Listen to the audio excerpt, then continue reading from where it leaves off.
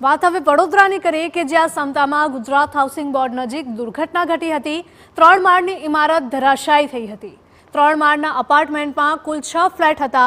અપાર્ટમેન્ટના એક તરફના 3 ફ્લેટ ધરાશાયી થયા। પહેલા માળના બંને ફ્લેટ ખાલી હતા। બીજા અને ત્રીજા માળે 2 પરિવારો રહેતા હતા।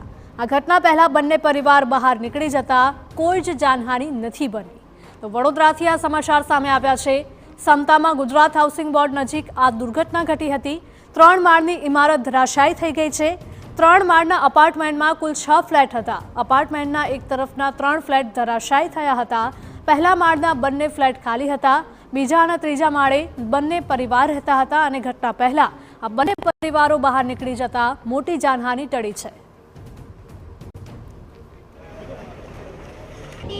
લક્ષ્મીપુરા પોસ્ટી વિસ્તારમાં સૂર્યકિરણ બિલ્ડિંગ છે, જેમાં 6 ફ્લેટ છે।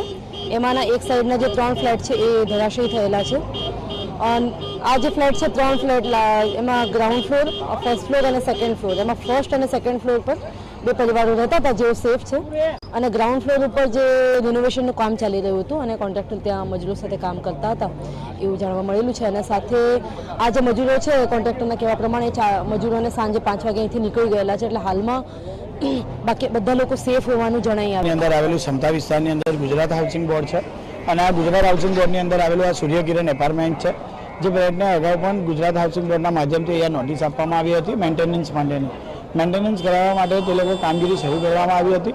એવી જ રીતે જે ગ્રાઉન્ડ ફ્લોર પર જે માલિક છે તેમના દ્વારા મેન્ટેનન્સની કામગીરી શરૂ કરવામાં આવી, પણ તેમના કોઈ ભૂલના કારણે કે પ્લિન્થની અંદર તેમના કોઈ કારણોસર આખી બિલ્ડિંગની અંદર વાઇબ્રેશન આવ્યું હતું। એવો 9:30 વાગ્યાનો કોલ હતો કે બિલ્ડિંગનું વાઇબ્રેશન થઈ રહ્યું છે અને બિલ્ડિંગ એક બાજુની સાઈડ નમી રહ્યું હોય એવું લાગી રહ્યું હતું।